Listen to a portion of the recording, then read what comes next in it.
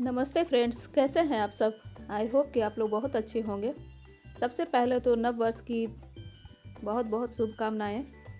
आप इस नए वर्ष में बहुत ही उन्नति करें और बहुत ही खुश रहें, यही कामना है ईश्वर से। और हम लोग भी बहुत ही अच्छे हैं फ्रेंड्स इन दिनों हमारे गार्डन में काफ़ी बम्पर ब्लूमिंग हो रही है, जो कि मैं अक्सर ही दिखाती रहती हूँ। लेकिन अब पूरे जितने भी बर्ड्स थे सारे खिलने लगे हैं और लगभग सारी ब्लूमिंग हो गई है। तो कई फ्रेंड्स का सवाल है कि आपने इन पौधों पर क्या क्या जादू किया है जिससे इतनी सुंदर फ्लावरिंग देखने को मिली है। तो आज की वीडियो उसी से रिलेटेड है दोस्तों, कि मैंने पूरे टाइम में क्या क्या किया और जो सीक्रेट्स हैं मेरे इन फूलों के, वो सब मैं आज बताने वाली हूँ। तो वीडियो में अंत तक बने रहिएगा। वीडियो अगर अच्छी लगे तो एक लाइक ज़रूर कीजिएगा। चैनल में नए हैं तो सब्सक्राइब भी, और बेल आइकन को भी नोटिफिकेशन के लिए ज़रूर दबाइएगा। तो आइए वीडियो को शुरू करें।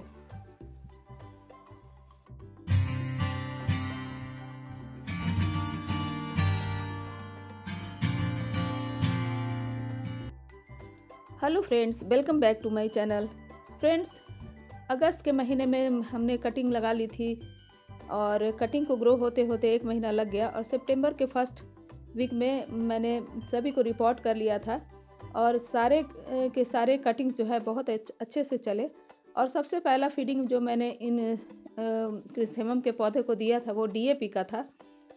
और डीएपी करीब करीब गमले के हिसाब से 5-6 दाने, ज़्यादा से ज़्यादा 8-10 दाने। ये तो 10 इंच के गमले हैं इसलिए मैं ज़्यादा डाल रही हूँ। तो मैंने डीएपी सबसे पहला फर्टिलाइज़र इसको डाला था। अगला काम था हमारा पिंचिंग करना। तो जितने भी स्टेम जो है 5-6 पत्तों वाले हो गए तो मैं उनकी पिंचिंग करने लगी। और एक के बाद 2 स्टेम, 2 के बाद 4 स्टेम, इस तरह से मल्टीप्लाई होते चले गए। तो जब नवंबर का महीना आया तो मैंने पिंचिंग रोक दी, तब तक पौधा अच्छा बूसी हो गया था। और नवंबर के बाद 1 महीने के लिए इसको ग्रो होने का टाइम ज़रूर मिलना चाहिए। उसके बाद अगला फीडिंग मैंने दिया। इसमें मिक्सचर खाद था, वर्मी कंपोस्ट, नीम की खली, इप्सम सॉल्ट और सीवीड और पोटास। इतना सारा मैंने मिक्स करके सबको सभी पौधे में दिया एक बार। तो इस तरह से पौधों में हमने फर्टिलाइज़र दिया। और नवंबर के महीने में पिंचिंग हमने रोक दी और तब तक पौधे काफ़ी बुशी हो गए थे। और उसके बाद का फर्टिलाइज़र हमने एक बार ही दिया, जो कि सरसों की खली थी। उसका लिक्विड फर्टिलाइज़र बना के मैंने दिया। जैसा गमला था वैसा रिक्वायरमेंट हुआ। और उसके बाद करीब करीब 3 बार हमने पिंचिंग की इन पौधों की, और तब तक काफ़ी आकार ले चुका था पौधा। और इस तरह से देखिए, और उस समय हमने मिस्टिंग जारी रखी, क्योंकि इस समय माइट्स का अटैक बहुत रहता है इन पौधों में। गुलदाउदी के पौधों में ब्लैक माइट्स ज़रूर लग जाते हैं जैसे ही ठंड आती है। तो स्प्रे हमने सिर्फ पानी का स्प्रे ज़रूर जारी रखा। और इंसेक्टिसाइड भी मैंने एक आध बार इनमें स्प्रे किया है। तो इस तरह से पौधे काफ़ी हरे भरे रहे और इनमें कोई भी डिजीज़ नहीं लगी। एक आध पौधे डिजीज़ वाले थे, उनकी पत्तियां हमने तोड़ कर अलग करके रखा उनको। और इस तरह से हमें मिल गए काफ़ी हेल्दी और बुशी पौधे, और सभी में बर्ड्स अब निकलना शुरू हो गया। और इस तरह से देखिए हमने गुड़ाई की है। लगभग 15-15 दिनों पर गुड़ाई करती रही। और गुड़ाई करना बहुत ही ज़रूरी है एयरेशन के लिए और ऑल ओवर ग्रोथ के लिए। पौधों को भी दोस्तों हवा चाहिए जड़ों के माध्यम से। ऊपरी जो वो लीव्स होते हैं उनमें तो हवा लगती ही रहती है। इस तरह से गुड़ाई की है हमने। और गुड़ाई करने के बाद सनलाइट भी इसको मिल जाता है और हवा तो मिलता ही है। जड़ों में भी धूप लगना और हवा लगना ज़रूरी है, प्रॉपर एयरेशन होना भी ज़रूरी है। तो ये सब भी ध्यान रखा हमने। और अगला जो फर्टिलाइज़र था वो था पोटास। केवल मैंने जब कलियाँ आने लगी तो मैंने पोटास डाला है, क्योंकि इससे कलियाँ अच्छी बनती हैं और फ्लावर्स भी काफ़ी बड़े बड़े खिलते हैं। तो पोटास तो जाना ही जाता है फल और फूलों के लिए। तो इस तरह से लास्ट जो फर्टिलाइज़र हमने डाला वो पोटास का था। तो अब सर्दियाँ आने लगी थी, अच्छी खासी सुबह शाम की सर्दियाँ होने लगी थी। तो अब इनमें ब्लूमिंग भी शुरू होगी, ऐसा मैं समझती हूँ। देखिए कई में कलियाँ बनने लगी हैं और कई अभी भी कई में कलियाँ नहीं बनी हैं। तो इस तरह से अगर पोटास की रिक्वायरमेंट इनकी पूरी हो जाए तो कलियाँ भी बनेंगी और अच्छे फूल भी आएँगे। और अगला जो फर्टिलाइज़र सबसे लास्ट वाला था वो सरसों का लिक्विड फर्टिलाइज़र था। मस्टर्ड केक का लिक्विड फर्टिलाइज़र ये है मस्टर्ड केक। और 4 लीटर पानी में मैंने डाला है करीब-करीब 250 ग्राम। और इस तरह से 4-5 दिन के लिए मैंने इसको डिज़ॉल्व होने के लिए छोड़ दिया है और फूल कर ये काफ़ी अच्छे हो गए और इनमें फर्मेंटेशन भी होने लगी। तो उसके बाद हमने इनमें इप्सम सॉल्ट मिलाया है और 20 लीटर में 1 लीटर मस्टर्ड केक का जो मैंने को फुलाया था उसको डाला और काफ़ी पतला लिक्विड बनाया मस्टर्ड केक का फर्टिलाइज़र बनाया तो। और इसमें इप्सम सॉल्ट भी डाल दिया। इप्सम सॉल्ट भी बहुत ज़रूरी है पौधों के लिए। ये मैग्नीशियम सल्फेट होता है दोस्तों। सल्फ़र भी इससे जाता है और मैग्नीशियम भी इससे जाता है। और उसको जैसा गमले का रिक्वायरमेंट था सबको मैंने डाला। और अब देखिए काफ़ी पौधे बुशी हो गए और सभी में मैंने एक-एक ही पौधा लगाया है और जो इतने इतने बुशी हो गए हैं, ये देखिए एक ही पौधा है। और अब ये मैच्योर हो गए हैं और काफ़ी सुंदर फ्लावरिंग के लिए तैयार थे। और अब देखिए मेरे गार्डन में कितने सुंदर फूलों की बहार है। तो यही सब कुछ किया मैंने अपने गार्डन में। और दोस्तों इन दिनों जो भी पौधे लगाएं फुल सन में रखें। अभी जो सनलाइट होती है काफ़ी माइल्ड होती है। नवंबर महीने से ही सनलाइट में रूखापन उतना नहीं रहता, उतनी गर्माहट नहीं रहती। केवल दिन के समय जो दोपहर का टाइम रहता है उसमें काफ़ी तेज़ धूप होती है, बाकी सुबह-शाम हल्की-हल्की ठंड होती है। तो उस समय ही आप जितने भी क्रिसैंथेमम के पौधे हैं सबको फुल सनलाइट में रखें। करीब 6 से 8 घंटे इनको सनलाइट भी ज़रूरी है। और फर्टिलाइज़र तो मैंने बता ही दिया और पेस्टिसाइड और फंगिसाइड का स्प्रे करना भी ज़रूरी है। और मिस्टिंग भी ज़रूरी है दोस्तों, और ताकि माइट्स नहीं लगे।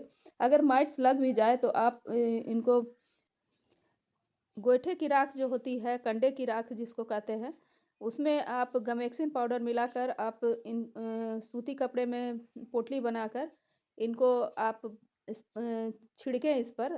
पौधे जब माइट्स का अटैक जिसमें हो तो फ्लावरिंग के बाद नहीं, फ्लावरिंग के पहले ही। और इससे माइट्स बहुत आसानी से निकल जाते हैं दोस्तों, जो आपको स्प्रे करने से भी नहीं निकलते। वो राख और गमेक्सिन पाउडर के इस्तेमाल से बहुत ही आसानी से निकलते हैं। तो ये प्रयोग भी आप करके देख लें, अगर आपने गुलदाउदी लगाई हो तब। हमारे यहाँ तो काफ़ी सुंदर ब्लूमिंग होने लगी है, लेकिन काफ़ी जगह भी अभी भी ब्लूमिंग पूरी तरह से नहीं हुई है और पौधे कुछ न कुछ प्रॉब्लम में फँसे हैं। अगर ऐसा प्रॉब्लम हो तो आप ये भी काम करें। और बाकी तो अगर ब्लूमिंग होने लगती है तो उसके बाद कुछ आप नहीं डालें, केवल पानी डालें। और ऐसा होता है कि जैसे कभी-कभी पौधे बिना पानी के भी लटक जाते हैं, सूख जाते हैं, तो ओवर वाटरिंग भी नहीं करें और पानी की कमी भी नहीं होने दें। ओवर वाटरिंग से भी पौधों के जड़ों में सड़न होती है और पौधे खराब हो जाते हैं। और अगर कम पानी आप डालेंगे तो पौधे रूखे-सूखे होंगे और पत्तियाँ भी रूखी-सूखी होंगी। अगर फ्लावरिंग होती है तो अच्छे से ब्लूम भी नहीं हो पाएगा। पानी भी बहुत ज़रूरी है दोस्तों, इसलिए ठंड है तो ऐसी बात नहीं है कि इनको पानी की रिक्वायरमेंट नहीं है।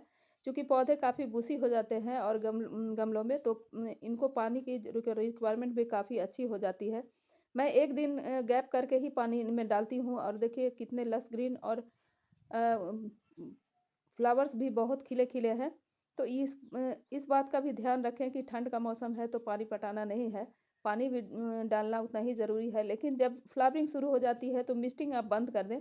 क्योंकि फूलों में अगर पानी जाता है तो फूल सड़ने लगते हैं, काले होने लगते हैं और इनमें भी माइट्स का अटैक होने लगता है दोस्तों। तो यही सभी बातों का मैंने ध्यान रखा है और हर साल मैं क्रिसमम बहुत चाव से लगाती हूँ और बहुत ज़्यादा लगाती हूँ। करीब-करीब 50 पौधे मैंने लगाए हैं, 50 गमले मैंने तैयार किए हैं और इतना सुंदर ब्लूमिंग मुझे देखने को मिला है। और सभी जितने भी मेरे फ्रेंड्स और फैमिली मेंबर हैं, इनको देख देख कर बहुत ही खुश होते हैं और पूछते हैं टिप्स कि क्या-क्या आपने किया। तो यही सब कुछ मैं बताने के लिए ये वीडियो मैंने लाया है और ताकि आप गार्डनर भी या जो बिगिनर्स हैं उनको भी काफ़ी हेल्प मिल सके क्रिसैंथेमम उगाने में। और ये जो पौधा है जितने भी मेरे प्लांट हैं सभी पुणे वैरायटी के हैं दोस्तों। ये मल्टी फ्लोरा वैरायटी के हैं दोस्तों, इसलिए इनमें इस तरह से ब्लूमिंग होती है। और जो बड़े वाले वैरायटी होती है, बॉल वैरायटी होती है, उनमें इतनी ज़्यादा ब्लूमिंग नहीं होती है। करीब-करीब कभी-कभी तो सिंगल ही होता है बॉल वैरायटी, सिंगल फ्लावर ही लोग लेते हैं, कभी-कभी 4-5 फ्लावर लेते हैं।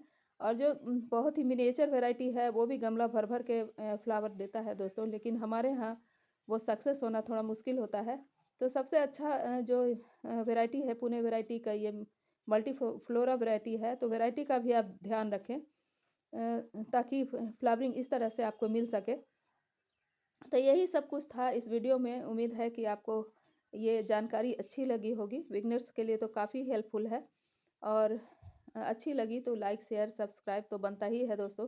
अपने गार्डनिंग पसंद करने वाले दोस्तों के साथ शेयर भी करें और फैमिली मेम्बर के साथ भी, ताकि वो भी जान सके कि हम क्रिसमम कैसे उगाते हैं ताकि इतनी हेवी ब्लूमिंग हमें मिलती है। और अगर चैनल में आप पहली बार आए हैं तो मेरे चैनल को सब्सक्राइब भी करें और बेल आइकन को भी प्रेस करें, क्योंकि नई वीडियो की नोटिफिकेशन आपको उसी से मिलेगी। इसी तरह की जानकारी वाली वीडियो मैं अक्सर ही रहती हूँ और लाती ही भी रहूँगी। तो ये सब टिप्स जानने के लिए आप मेरे चैनल में हमेशा बने रहिए दोस्तों। तो मिलती हूँ एक नए वीडियो में एक नए टॉपिक के साथ। तब तक के लिए happy gardening. Okay, bye bye my friends. Thanks for watching.